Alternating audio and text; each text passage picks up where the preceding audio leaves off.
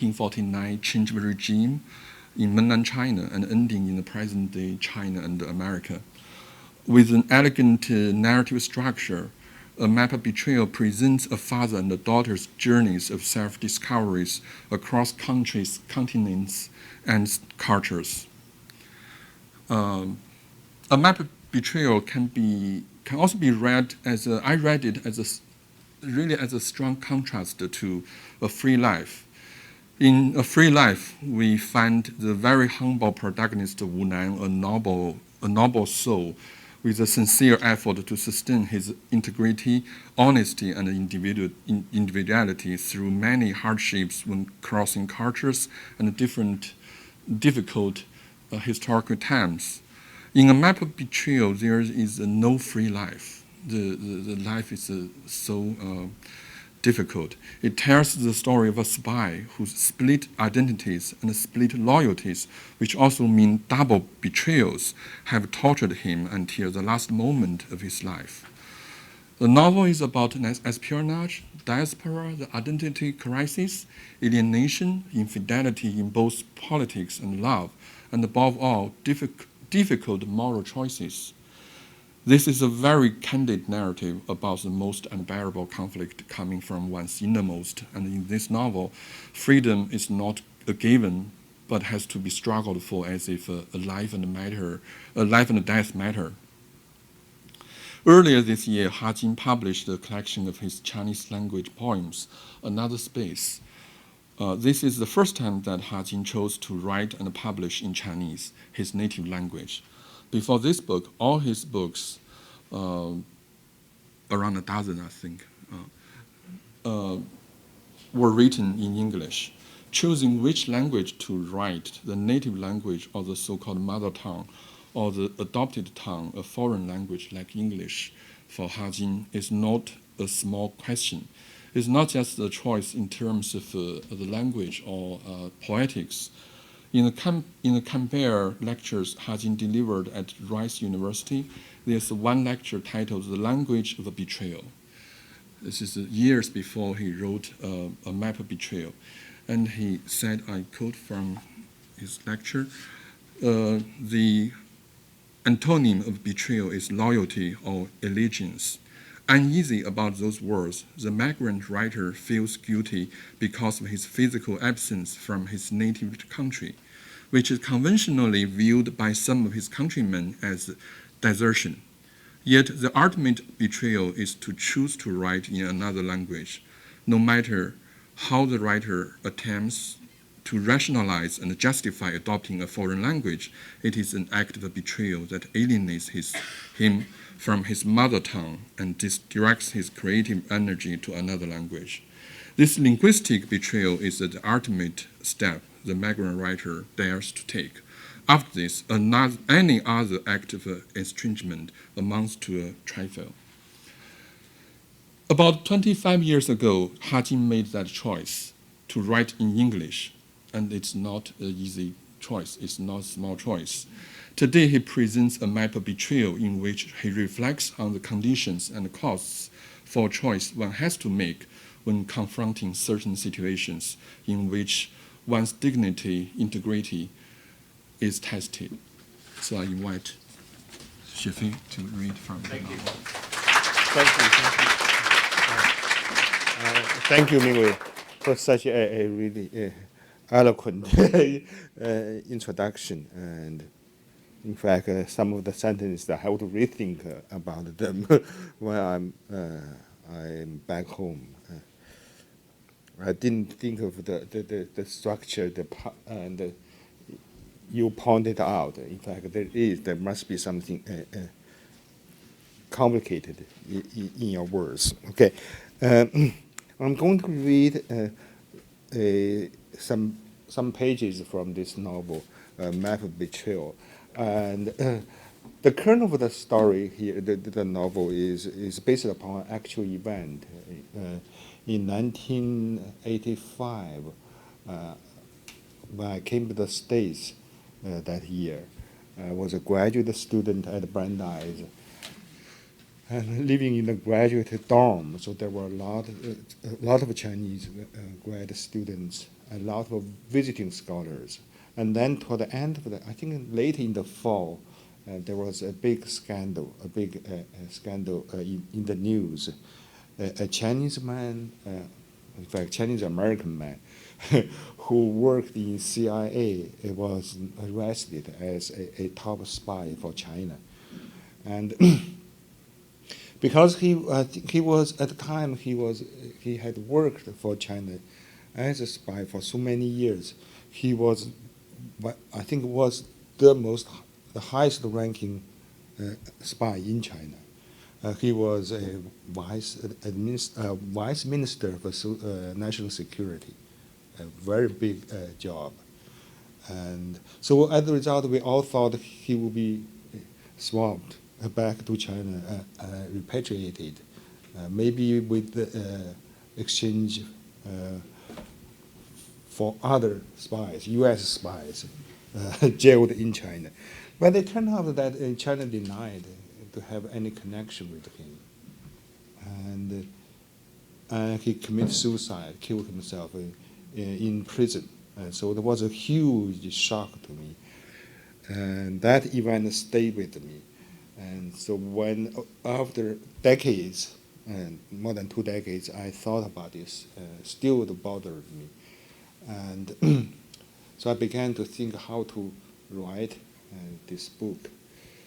And because if you work on a historical novel, the basic principle is you must make it relevant to the current situation, to our time. So for me, that is the difficult part. That's why I decided on to create another line of the narrative, that is the daughter's narrative. But I really took advantage of the situation that his files were still unacceptable to the public. So that means there was a lot of room for my creation. And for instance, I don't know how many children he had, whether he had a daughter. I'm not sure, but he had children. But I think when before he went to trial, he asked the government to keep the children and the family out of the process, because also he was a top spy really in the CIA, so his archives are not open. So as a result, a lot of inner workings are not cannot be examined. So that really gave me a lot of freedom, in a way, to create this story. But the starting point for a long time, I didn't know where to start. Then there was a huge Chinese, very successful Chinese TV show. It's called Qian Fu, Underground Work, something like that, about a spy story, working for the communists. And when the nationalists, they were retreating from China, he was forced to leave with them. At the time, he was just married. His wife was about to give birth to their first child. But basically, both sides, the Chinese, the communists basically wanted him to leave, and the nationalists took him away.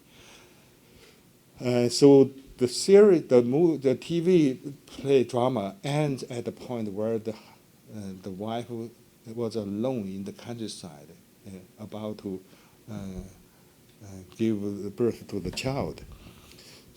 And then, right after that, the guy married another woman. The husband married another woman in Taiwan, because of his work, needed this kind of protection. So, as you know, in China, any major TV drama like that, it would go through very vigorous censorship. So that means this ending to the government, to the officials, was absolutely acceptable. So I think my wife, when my wife watched the drama, she was very angry because right, the wife was giving birth while the man married another man, with the excuse of revolutionary work. that was justified. So that gave me an idea that this is the place, officially accepted spot. And that is where I could start the novel. That's why they begin with his leaving, departure from China, and then the daughter returned to China. So there is this kind of two lines starts together. But this kind of narrative structure, in fact, is one of the most difficult narrative pattern in the art of the novel. Because usually you have to start, the two stories must start at the same time. They would intertwine and along the way, but ultimately the two lines must merge together as one story. That's the difficult part. I think to my knowledge, the most successful novel of this kind is Heat and Dust by Ruth Jabawala. That's a great, technically it's a perfect book. I learned a lot from that novel, a lot. Of course, I made changes to the structure. But I think ultimately it should be almost everything depends on whether the two lines can come together. So I'm going to read from that spot when the story starts with the meeting with the protagonist's former mistress, and ends with that basically as well. And there are a few names I should explain. The narrator is Lillian. She is the Gary Shang, the spy's daughter, and later Gary Shang's grandson, that is Lillian's nephew, was also sent to the state as a minor technical spy. So the man the man's under surveillance by the FBI, but he knew that he would be arrested at any moment, but he didn't know what to do. So Lillian and Ben decided to go to visit Gary's former mistress in Montreal, so that they can discover the truth about Gary's arrest and his service to China. And so now they arrived at Montreal, and we checked out of the motel the next morning and drove into the city. It took just 15 minutes to get to Chinatown. I like Montreal for its easy traffic. After parking in an outside lot, we headed to St. Urban Street, where Canfang was. That's the restaurant where they agreed to meet. No sooner had we sat down at a corner table than Suzie appeared, using a cane that had a thin leather strap attached to it. She was much frailer and more bent than 10 months before, and might have suffered from rheumatism and osteoporosis. Ben and I stood. He drew up a chair, and we sat her down. I hung her cane on the back of the chair. She took out a Kleenex and blew her nose. She tried to smile, but her effort only made her face look sickly. Her eyes were watery. The lower lids a little swollen. I said, "Are you under the weather, Suzie?" "No, it's just the withdrawal symptoms." "Withdrawal from what?" I asked. "Caffeine. I just quit coffee." "Why did you do that?" The thought came to me that she might not have many years to live.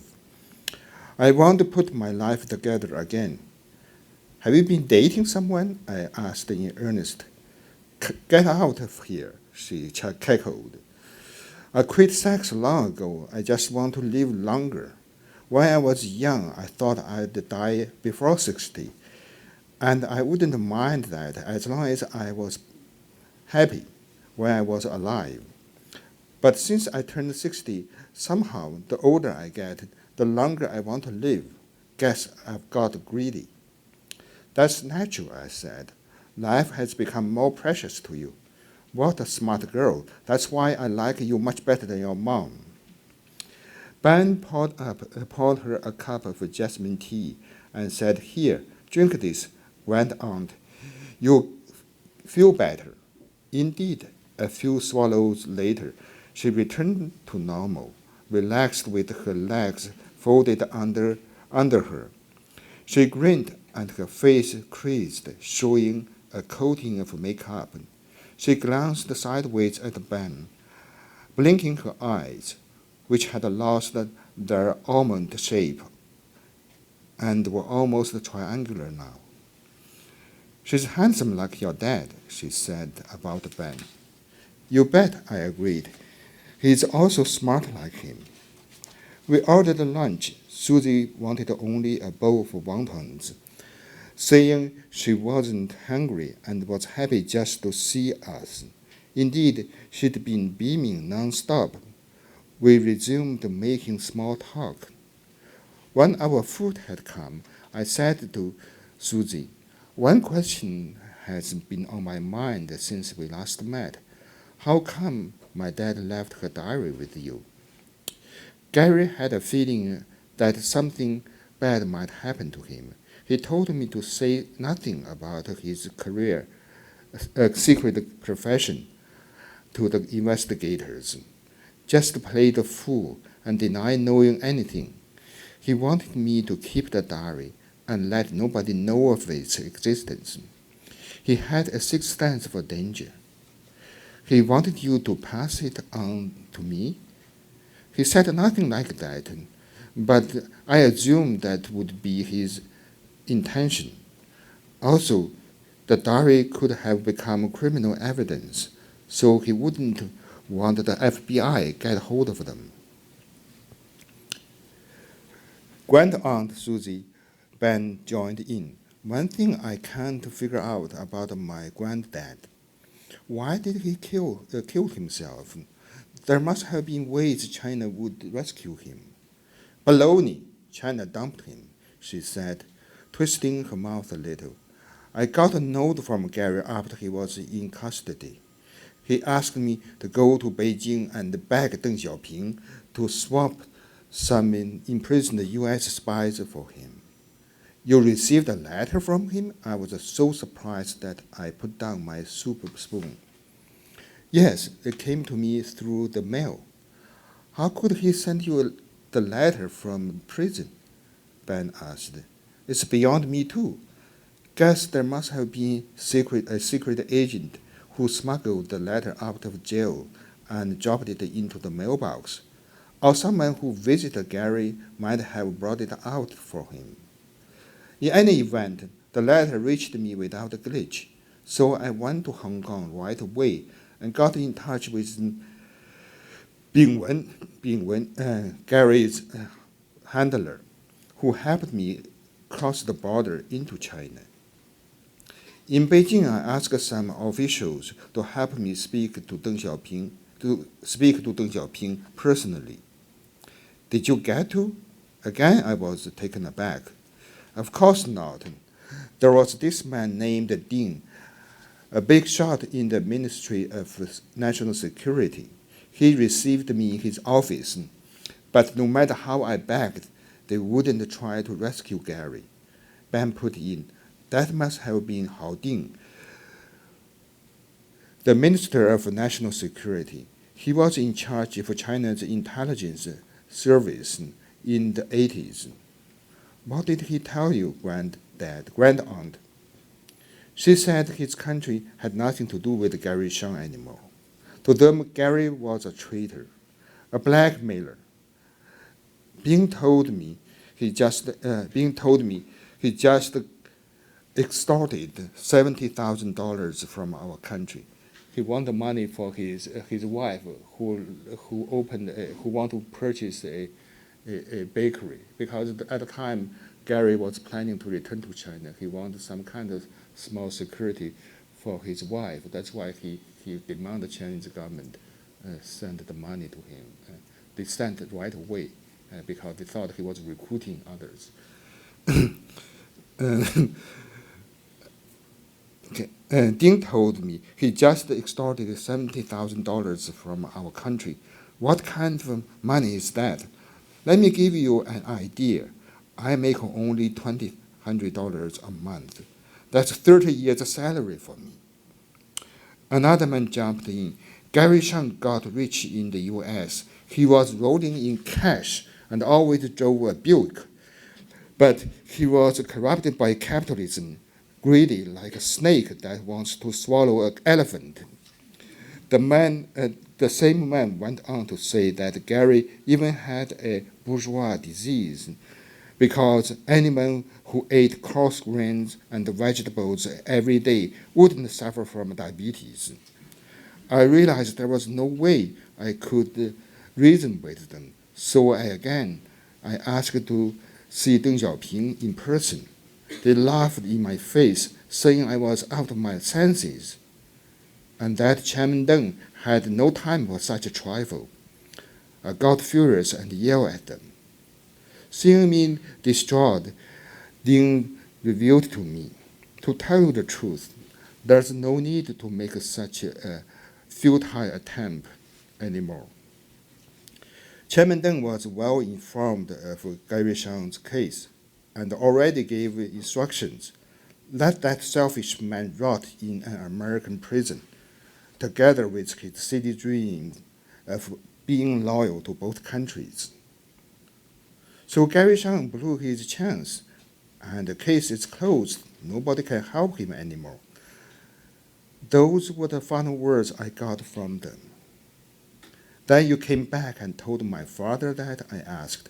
No, I wasn't a family member and couldn't go to the jailhouse to see him. Someone else must have passed the message on to him. I cannot believe this, Ben said, stupefied. He held the rank of a major general. A general is also a soldier, I told him. Soldiers are all expendable. Everybody is, Suzie agreed. I have another question for you, Suzie, I said. Okay, go ahead. This might be personal and embarrassing, but I need to ask. Why was my father so fond of you? Was it because of your common racial, cultural background? Or simply because you were good in bed? Or something else? To be honest, I don't think you were superior to my mother in every way. Suzie smirked complacently. Well, domesticity was never my thing, and I wasn't good at keeping a man happy at all. In the beginning, it was mostly mutual attraction, but bit by bit, Gary and I began to get along. When we were together, we could talk endlessly about everything. So after many years, an affair grew into a friendship in spite of all the quarrels we had. Besides, compared to Nellie, that's Lillian's mother, compared to Nellie, I was more useful to him.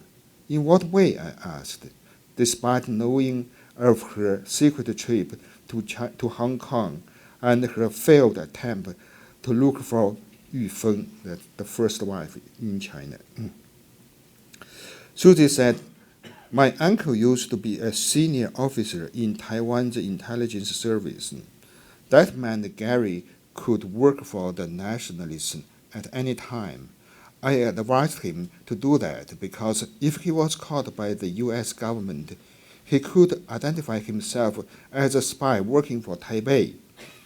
That would make his crime less serious because Taiwan was not an enemy country to the United States. In other words, I could be Carrie's secret safety net. Did he ever work for the nationalists? No, never. He was not a triple agent. He would not betray the mainland because he didn't want to endanger his family there. Also because he wouldn't get me embroiled in the espionage business. For that I was grateful. He never took advantage of me and just remained a good friend, a real gentleman. Did you tell your uncle about Gary's true identity? Of course not. If the nationalists had known of that, they would have tipped off the CIA. So Gary and I were faithful to each other to the very end. Wasn't that remarkable? I nodded while she broke down sobbing. I glanced at Ben, who was teary too. Aunt Suzie, I murmured, thank you for loving and helping my father. You allowed us to understand him better. He was at least loyal and decent in his own way. I still miss him, she mumbled, wiping her wrinkled face with a red napkin, her cheeks streaked with makeup. After lunch, we sent Suzie back to her apartment building, a kind of a senior home. Then we hit Expressway 10, headed east. Ben was passive, reticent, while I was driving. When we began cruising along with little traffic on the road, I asked him, do you think Minister Ding Hao had a point? I mean, as he said your grandfather was a blackmailer. No, that was just an excuse. How come $17,000 was a ton of money by Chinese standards then? It was a mere pittance in my grandfather's case. Remember what Chairman Mao said about him? This man is worth 4 armored divisions. An armored division has more than 200 tanks. A single tank was worth hundreds of thousands of dollars. But that was when Gary was still useful to them. True, they squeezed everything they could out of him. His case was a textbook example of stupidity and misjudgment. In a way, you can say it was his love for your mother that ruined him. What makes you say that? He got money for her fucking bakery. That was like blowing his identity on purpose. No professional spy would make such a dangerous move. How could he have got that lax? I'm not sure if he loved Nellie, but he must have meant to do right by her. After 25 years of living together, he must have developed some feelings for her. Now that he was going to leave America for good, he wanted to make sure she'd be able to survive without him around. You can call that love or honor or a sense of responsibility. Whichever name, it doesn't matter. What's essential is that he finally did something he felt right on his own and was willing to pay the price. Dan looked at me in astonishment. I added, don't you think my mother was also a victim? I can see that. Let me say this then. It was his decency that ruined him. Also because he was ignorant of the nefarious nature of the power that used and manipulated him. You mean China? Yes. What it did to your grandfather is evil. On the other hand, he allowed the country to take the moral high ground and to dictate how he lived his life. That's also a source of his tragedy. It wasn't that simple. How could he have separated himself from China, where he still had a good part of his family? That's another source of his tragedy. He couldn't exist alone. A lull followed. I kept driving in silence. Ben seemed to be dozing off in the reclined passenger seat, but I suspected he was just deep in thought, trying to figure out a way out of his plight. So I remained wordless. It started sprinkling, the beads of rain rattling on the windshield, and I flipped on the wipers, which began swishing monotonously. I'd been driving 60 miles an hour, following a tanker truck at a distance about 500 feet. As we were approaching Magog, Ben sat up, pulled a notepad out of his hip pocket, and scribbled on it.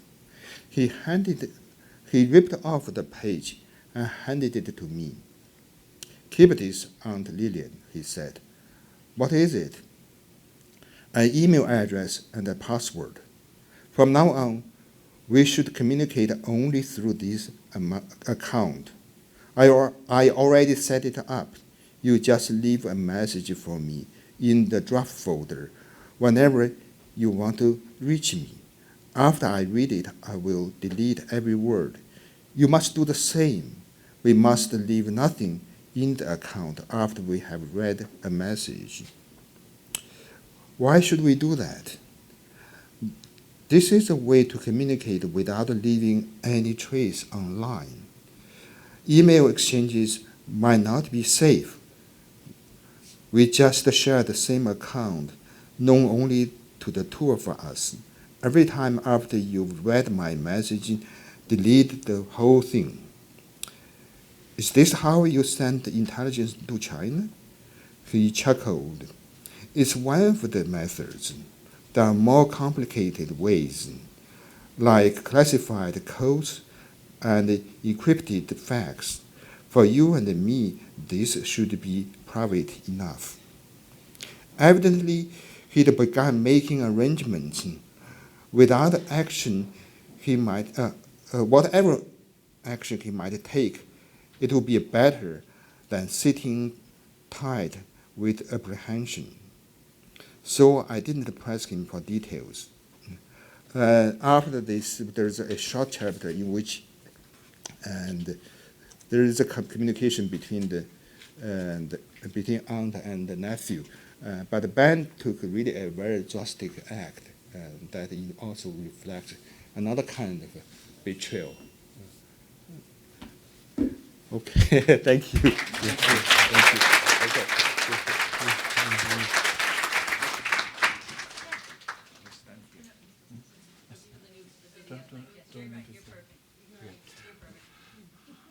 I feel we're still in the story. It's quite suspenseful. And I think this can easily be turned into a movie or something. Really, there's a sense of a cliffhanger there, even at the end of this, after the meeting with Suzie and after Ben disappears. It would have to be an American producer but again, because China has a huge market for movies.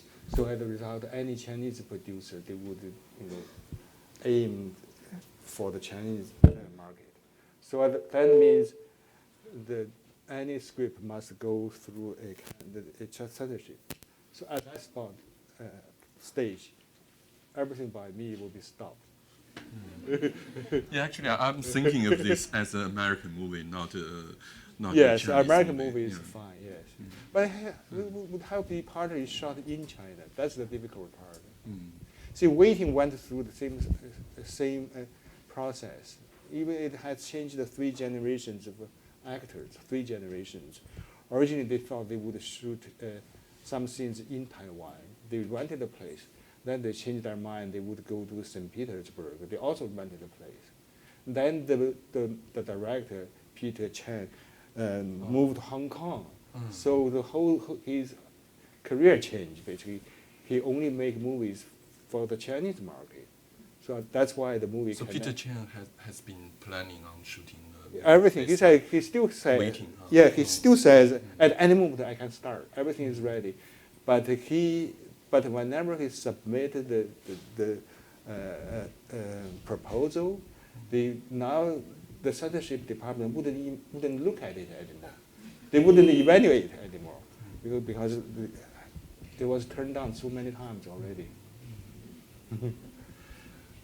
So we hope some Wellesley students majoring in media and in the future, maybe. Media and film studies, but we think of this, keep this in mind. And I think this novel is really about 3 generations. Yes. Right? The first generation,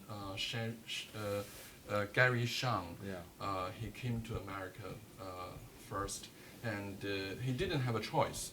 He was sent here, and he was very reluctantly coming here. This is the uncharted water for him, and he had to be the person who found the place, who was really displaced and needed to really on the journey of finding his own self in this new country. And the daughter was born here, daughter Lillian.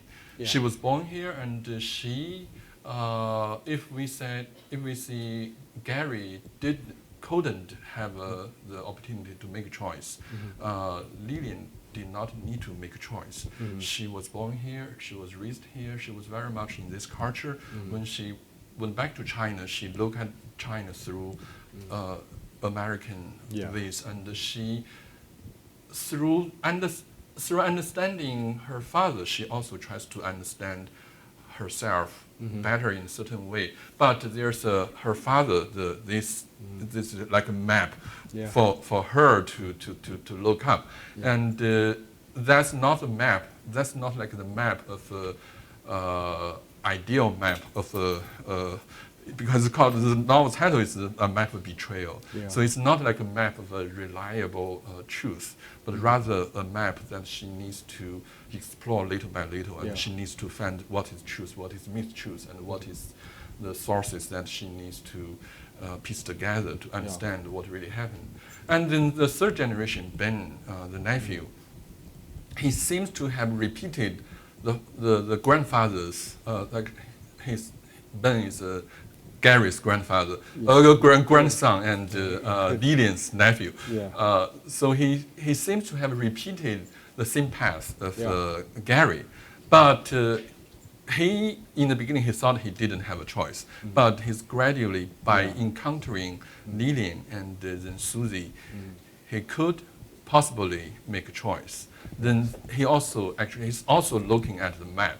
So I'm thinking for this central image of a map and the 3 protagonists as the 3 travelers, then checking on each other's life and life routes or journeys. Then is there anything you'd like to say about this? You know, the English has the word map. This is very rich, you know, because it can be a big map, but it can be many other plans, other things around the map. But Chinese doesn't have such a word. You know, we have the word 地图, but it is basically geographical reference, but it doesn't have such a rich, short, rich monosyllabic word. And so that's why the Chinese translation is something like a guide to betrayal. A lot of people are angry because this is not Chinese, right? Because it's misleading. It's not the English. English, some people would suggest, you know, it should be like a 背叛 拼图, like something you piece together, a different process. But I think it's too current a word. I read this book, really, there is a lot of things emotionally, in fact, it's Asian. It's not just current. People, in fact, a lot of Chinese were blinded by this kind of Asian emotion, patriotic emotion. And so I think that so in that sense, a guide might be better because all the different generations, they have the map, but there must be some rules that lead to the source of betrayal. That is the power that be, right, the state. So in that sense, I think it is perfectly justified as a guide. So in the Chinese translation, actually, it's Yeah. done by Tang Lao Shi. Yes. And the Chinese translation was titled 背叛指南, Yes. which can be translated as a As a guide guide to to- yes, betrayal, yeah. because in Chinese Yes. the word for map doesn't Yeah. have such a True. rich Yes. meaning for. But in English, you have a big map here, but each person might have his or her own map in that. But all return to the meta map, the big map. Really the betrayal, the source of betrayal, I think, is the state, the country. But is there a sense of a guiding? Yes. You think Yes. the second generation needs some guidance? Yes. And but what is actually, between generations, what sort of a heritage, what sort of a guidance are passed? In case of Lilian, she has to go to China to discover her siblings. She met her daughter, her half sister, but her brother died of hunger. That's a big fact because at that time, the father was really a high official, but his son died, was starved to death. And also, she went to the countryside. She found her half sister, and see how these people were treated. They were not totally abused, but they were deceived.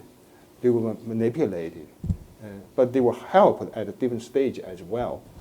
But the terror, betrayal, accompanied their life. And for the third generation, I think Ben eventually would have to see how his father was betrayed. Then he could act. So the final act, basically for him, I think is justified. He began to think of his own life because he realized his father was abandoned, and there was no loyalty to speak of between the state and the individual. So in that sense, there was a guide. You see the process to discover the truth, the facts. And this novel has a time frame of more than 60 years. Yes. And really crosses centuries and across cultures, across these continents, and just the time span is the longest one that you have had in your writings. Yes. Does this make writing this novel different or difficult for you, structurally? Or? Yes, because the time, see the two-line narrative, if you manage them well, each line basically can convey the passage of time. For instance, when you tell a story, you describe the person on a trip to see a dentist, but on the way he was stopped by a friend. They have a conversation, and then you can talk about the return from the trip. You don't have to describe what happened in the dentist's office. So there is in other words, when you use this kind of narrative, the passage of time can be conveyed by the intersection of the two lines. So that's why I had to plan very well, so that when the same line resumed after another chapter, the middle chapter, in between chapter, basically provide to indicate the passage of time. So as a result, I think it was convincingly conveyed. That's the part of a very difficult part in writing fiction, to convey the passage of time convincingly. So the two lines really help this. That's why really I have to let the two lines go basically at a similar pace. And Lilian, she's the narrator of half of the novel, right? All the chapters about her and Ben, come her life is narrated from her perspective.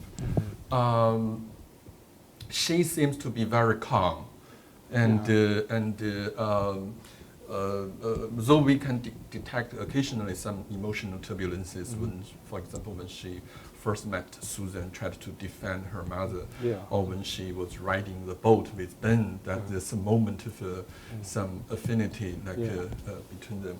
But other than that, she's not showing that. She's more like the mediator, and she's a person bring together the two generations of the Chinese spice stories. And just could you tell us how you came to characterize this person narrator in this way, low-key, calm, and completely drama-free, and almost completely drama-free, I think. You know, I think because she's a professor, history professor, so that means she's very rational. You know, emotionally very dependable. I think there is also modesty. That is the important part on her side, because she is not to investigating her own story, but try to find out what happened to her father and her father's first family. And in fact, I gave her a lot of drama already. People tend to complain. Some people would say, you know, it's too quiet. She's too quiet. Didn't act. But in fact, in the novel by Ruth Jabwala, Hidden Dust, the narrator, the current narrator, doesn't even have a name. Because she said, this is not my story. This is Olivia's story, the older woman, the older woman's story. So I think in that case, Lillian really has, for me, I think she did a lot already. I think there is, in other words, there should be kind of balance, because Gary, that's very big. So, but basically, Lillian basically serves her father in this case to clarify his life and discover the truth. So I don't think she can act too much at all. She had a name. She had a lot of views. I think that's important. Basically, she persuaded Ben, you know, to look at himself and his father, the family history, differently. Also, all the education Ben had received in China. He was trained by the government for many years as a spying scientist. I think perhaps we can open the floor to the audience. Any questions coming from the audience?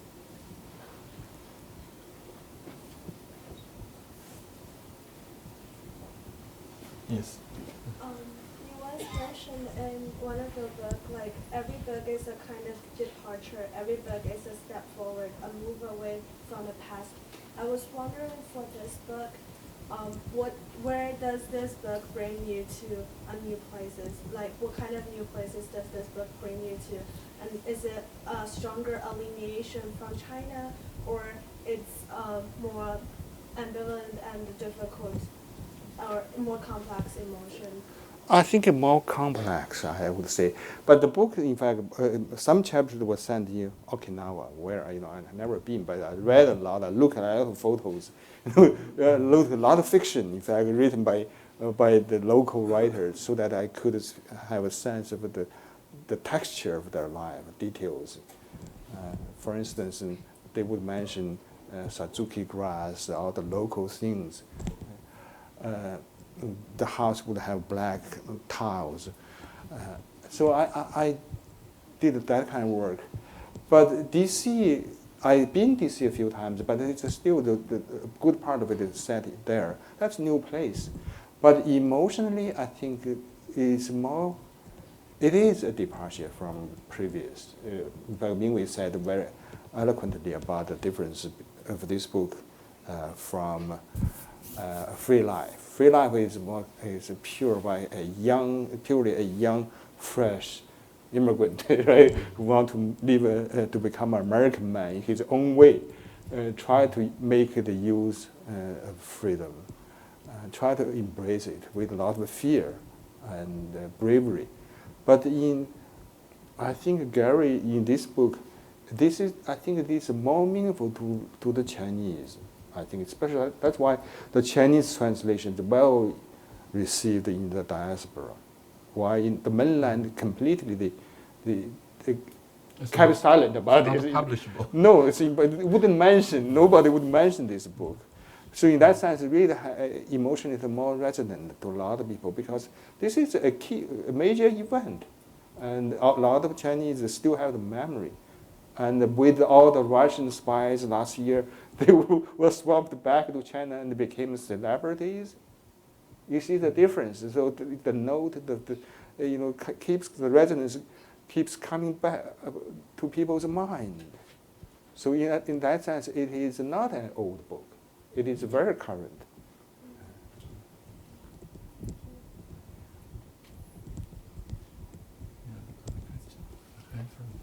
Chinese culture, is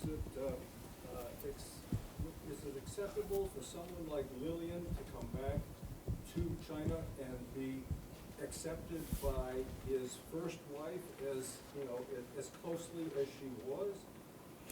Is the sense of family so strong? Yes. Okay. I think about, but because Lillian was American, it would be very hard for her to adapt.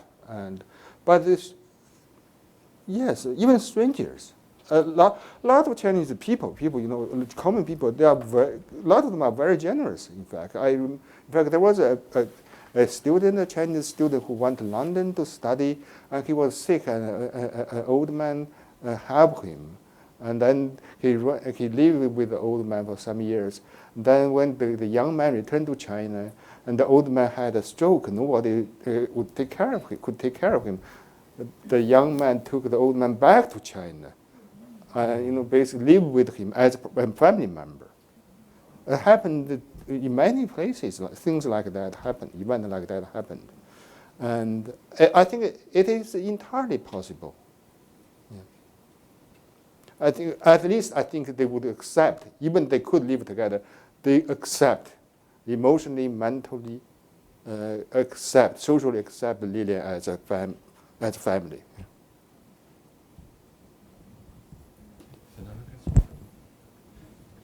I just wanted to know in your use of language why you choose English and how you think it affects what you write. Versus your Chinese language, which is more of an emotional language that you've always had in your life. So how you think you choose your words, how it affects your process. Because at the time I did my graduate work at Brandeis, and then my plan was to finish my degree, doctorate, and then return to China. I had a good job in China to teach at Shandong University. But then when I was finishing at Brandeis, the Tiananmen massacre happened, and I was very outspoken here, and so I couldn't have my passport renewed. And so I realized there was no way. In the near future, I couldn't go back.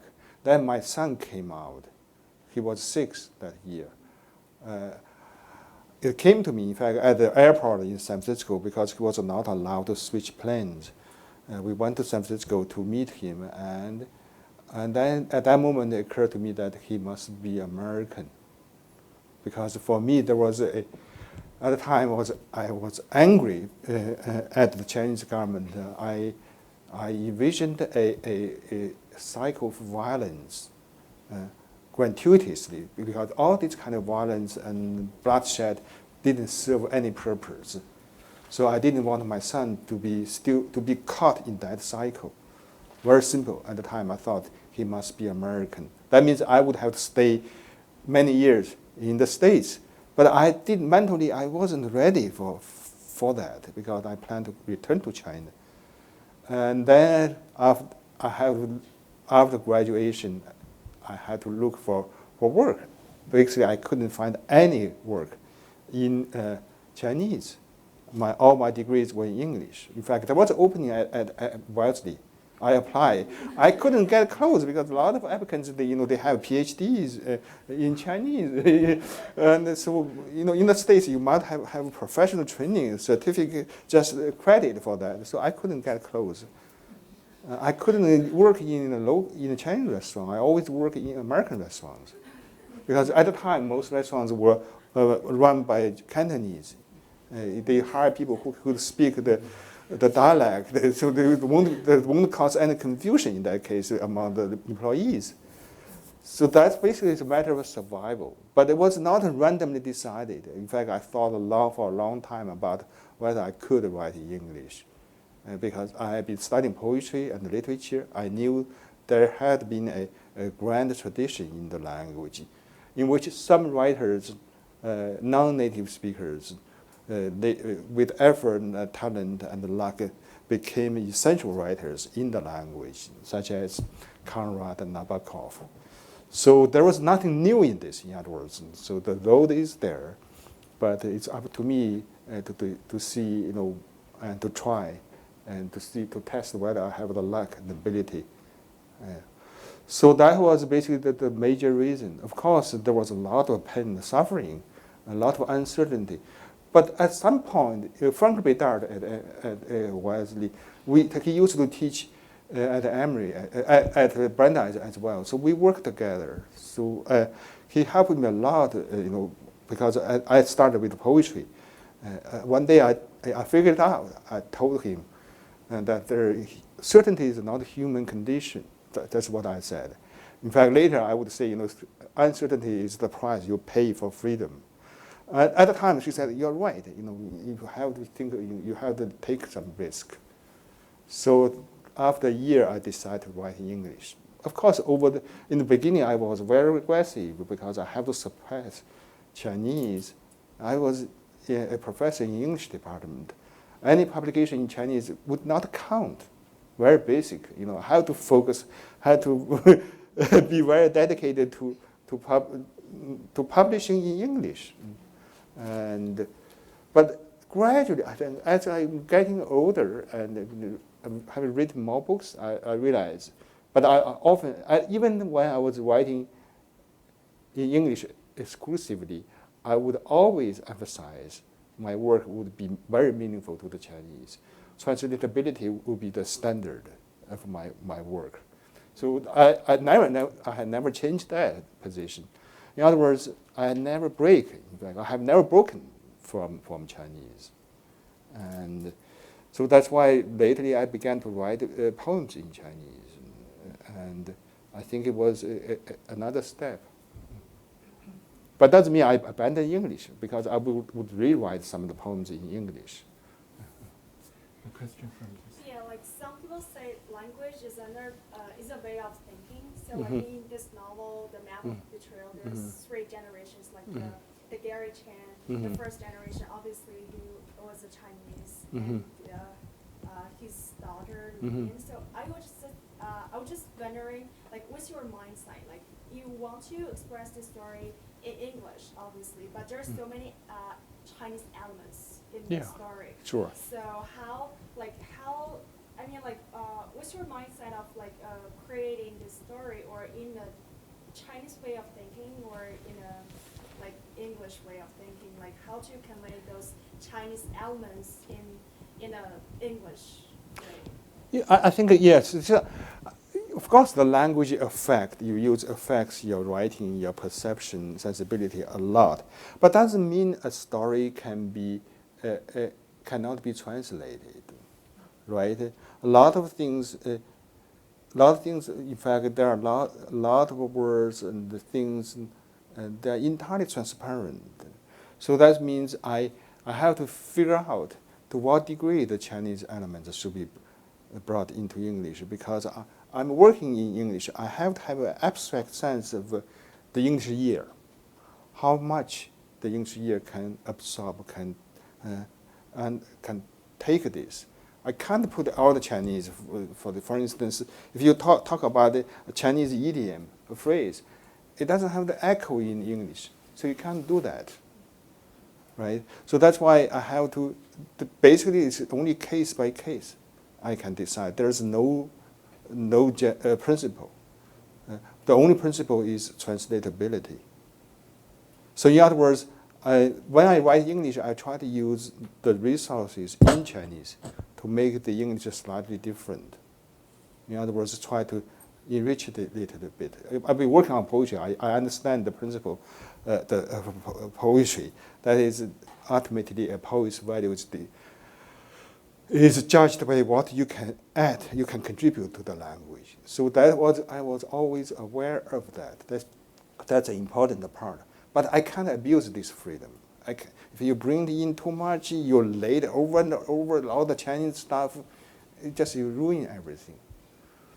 And so very often people say, this is not standard English. This is, no, we wouldn't read this. A lot of Chinese, because they learn English, they want to learn standard English. But I didn't intend to write standard English. So that's the situation. But when I write in Chinese, I would reverse this. I would think about, very often I couldn't find the right word. I would, go around a detour from English, because every language has its own blind corner spots or some secret space. So for me, that is a more precious resource. English can be used as a resource. So in other words, as a writer, in fact, I exist in between the two languages.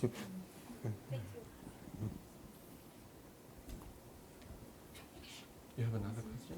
Yeah, sorry. Most of the books are about contemporary Chinese history. I was wondering, are you planning to write about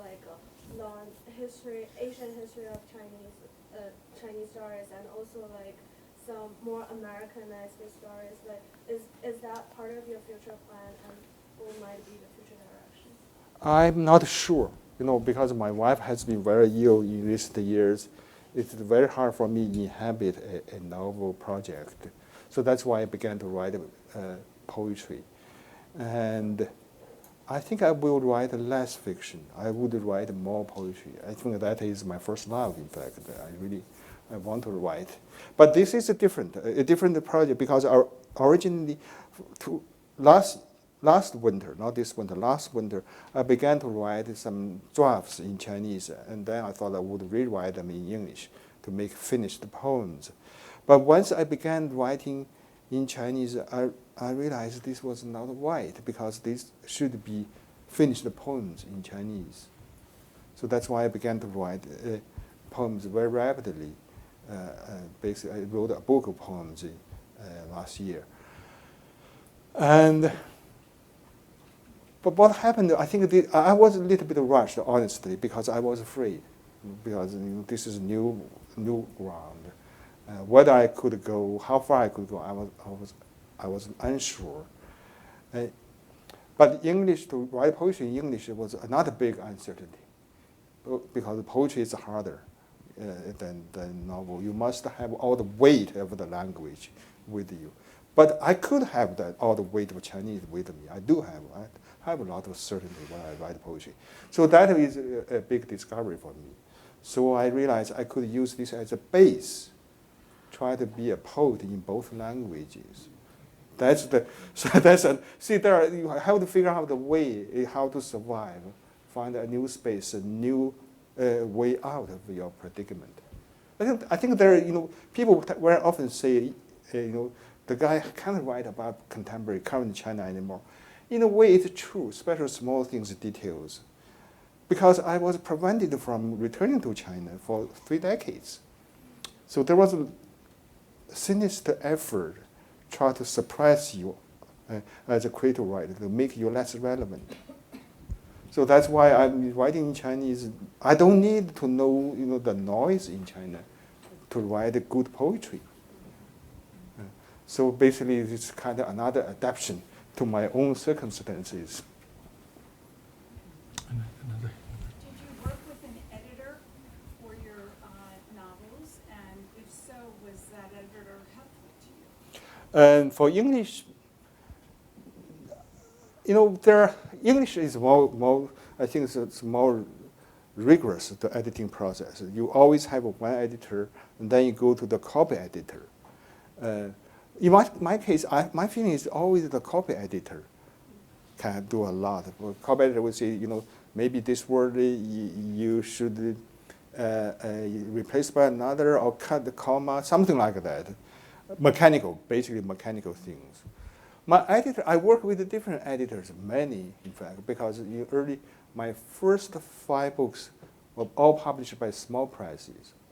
So I worked with several editors. Nowadays it's very hard to find an editor who can do a lot of things for you. It's impossible. That's why people would go to writers' workshops.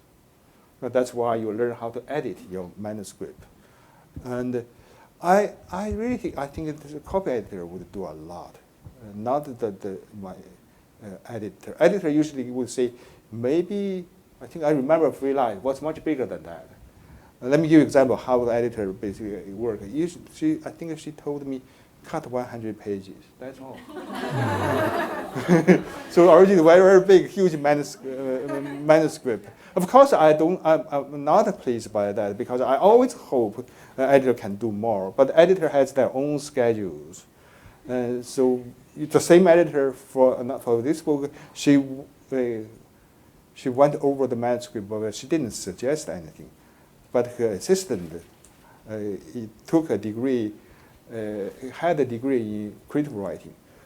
So that helped a lot. So it depends on luck. Depends on luck. For me, I think the best editor, I think was, I think he might have passed away, I think, many years ago. Charles East, who used to run the Flannery O'Connor Prize for short fiction. He ran that series. And my second book of fiction, Under Red Flag, won that prize. So we began to work on the manuscript. I worked very hard on it. Then one day I sent it to him. He edited the manuscript with 2.5 pages suggestions. I felt very embarrassed.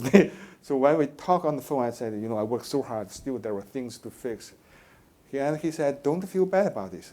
This is the first time I gave less than 10 pages of suggestions. That is, for me, that's a really enlightening moment. That means with effort, I could produce a polished manuscript. That gave me a lot of confidence. I think that he was a short story writer, so he was the best editor have had. I think we have time for just one last question. You raise your hand. Last question.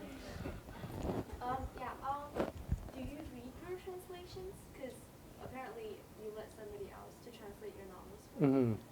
And how do you handle the nuances between your work in English, because you're a fluent Chinese speaker, Mm-hmm. you are a native Chinese speaker. Mm-hmm. How do you view your work translated into Chinese? Really, in fact, we talked about this before before the event, and really, when you sign a contract with a publisher, there's always time limit. When you write a book, you don't have that, but for translation, you must deliver within a few months. So I was teaching, I would have other things. It was impossible.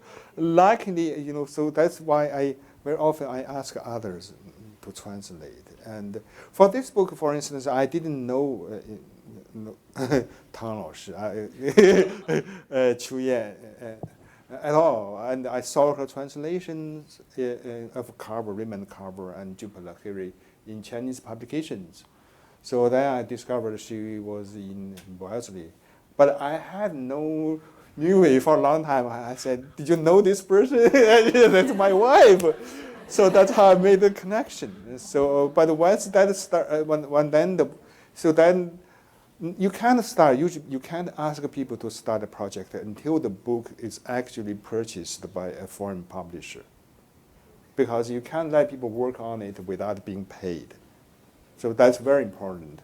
So, but once the book was bought, and there was only a few months usually, you have to finish the project within a short period of time. So, but Chu Yan worked very hard on it. I think she would send several chapters to me. I would go over it and send them back. Mingwei also read because he writes fiction too.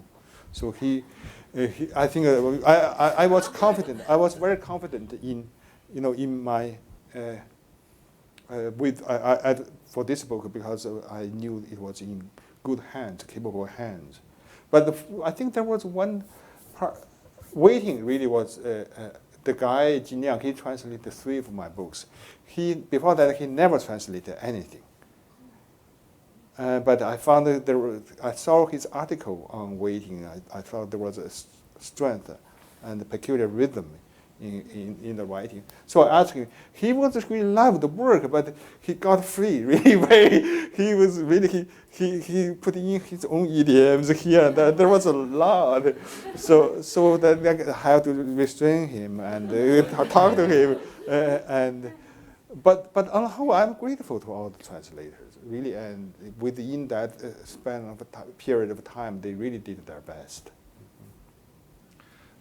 Actually, I would like to use my power give me to ask one last question. Sure. It's come back to the comparison with a Free Life. I read Free Life a long time ago, immediately after its publication. Qiu Yan also read it. We all like it very much. Thank you.